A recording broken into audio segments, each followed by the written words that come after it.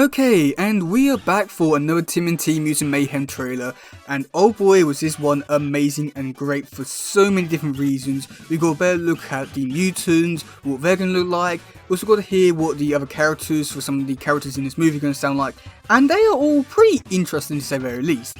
So yeah, let's break this trailer down. Okay, so first start off with the turtles running across the rooftops, and I must admit this whole scene does give me a lot of vibes from the 2007 movie, where we do get to see at the beginning of the movie as well as at the end of the movie the turtles run across the rooftops, helping each other out doing parkour and stuff like that. And now in this trailer we do get to see a little bit of that in the beginning bit. Now I wouldn't be too surprised if maybe we do get to see this little bit happening at the beginning of the movie, but at the same time I wouldn't be too surprised if this does happen near the end of the movie. So then going into the next scene, we do get to see Splinters Design in the actual present, and it's really interesting, with his voice being done by Jackie Chan, and you know, I must admit, I don't think it's the best voice of Splinter, but I do think it's really interesting to hear it here. And then we also do get to see the turtles as well, in like bright vibrant colours, which is not really too much to really break down here, but I thought it'd be worth pointing out just because of how different and unique it is, and yeah. Then in the next couple of scenes we do get to see the turtles talking to April on top of the building, which we did get to see at the end of the first trailer. Now this building had the letter sign which everyone was pointing out and stuff like that, and with this little bit here there's not really too much I can really break down, but you know, it's there. And while the turtles are talking to April, we do get to see like little shots of the turtles fighting some like street thugs and stuff like that. Now I've got a feeling that these guys could potentially be the Purple Dragons, which are like well-known criminals in the Turtle universe, but I'm not too sure if they're going to go down that route in this movie, but I thought it'd be worth pointing out.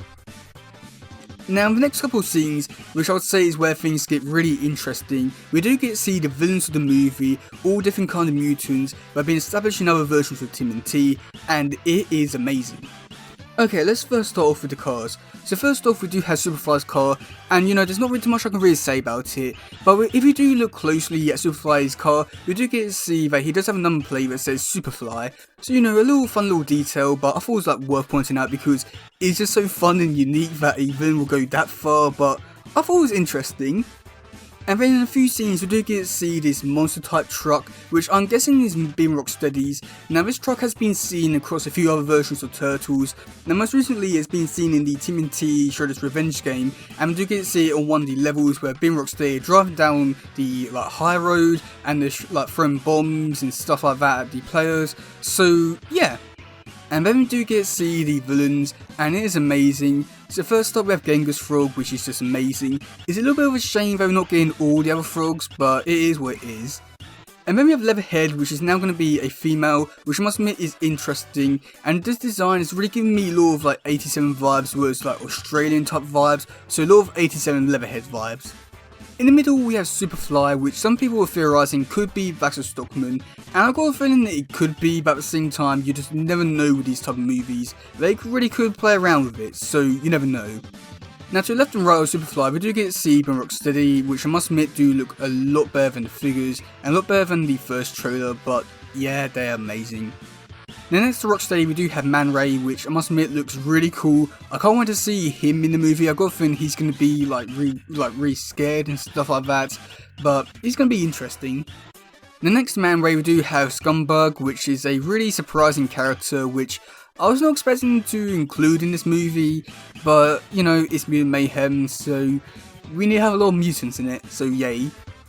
Then next up we do have Mondo Gecko, which I was really surprised by his design, as it's really giving me a lot of the 2012 kind of vibes for Mondo Gecko, and it just works for him somehow, and yeah. And then next to Mondo Gecko we do have Wingnut, which I must admit I was really surprised by his design, as I was really surprised by like how short he is. I was like sort of expecting him to be like a Man-Bat type of a character, where like big, scary, hunking and stuff like that, but nope, he's just a little ball, and yeah, he's interesting. And then in the next couple of scenes, you do get to see some lab stuff, and that's when we do get to see all these different animals in test tubes, with this like sort of man behind them. Now, I'm sort of wondering if this could be Baxter Stockman, or this could be an Ultron that could be creating them. Now, this one could go either way, I would say, just because we don't really know what Baxter Stockman is going to look like in this movie, And I also don't know what the outcome's going to look like in this movie as well. Who knows, maybe the two are teaming up and something like that. So I feel as though that this could be a really interesting scene, and so I'm more curious to see how this all plays out. Not to mention that this whole scene is really interesting, just because we do get to find out that these mutants in this movie are all going to be animal based and not going to be humans who got turned into mutants. Which I must admit, I do find that really interesting, and could potentially like raise some really interesting points in this movie for like how characters are going to act and stuff like that. I do find that interesting. Not to mention, I do find it interesting that the turtles were probably mutated in a different area or location compared to these guys, so I do find that really interesting, and this could potentially lead on to some really interesting stuff in the movie, but yeah. And then the next scene, we do get to see this big monster terrorizing the city, and I must admit, it looks really cool.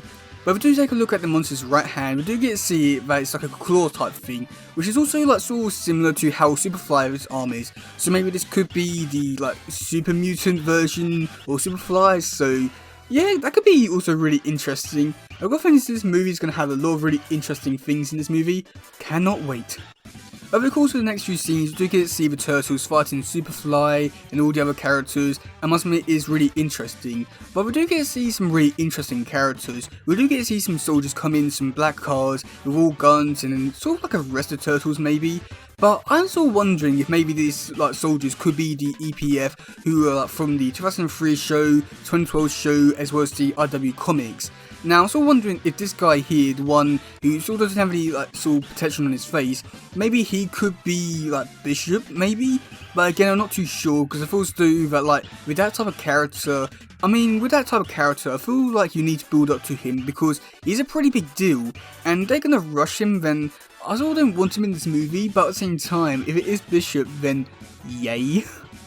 Okay, so just a little update here. I was editing the video and I realised something pretty interesting on these black vans, and it's actually that it has the number plate of TCRI, so this is unfortunately not the protection force. However, I still do think that maybe that one guy could potentially be Bishop. I don't know, I've got a strong feeling about that. I know it's not going to happen, but yeah, why can't it be Bishop? And then for the final shot, we do have quite a few looks at the brand new TMNT van, which take a lot of inspiration from the 1987 TMNT van, but also sort of getting vibes as well from the TMNT 2007 movie.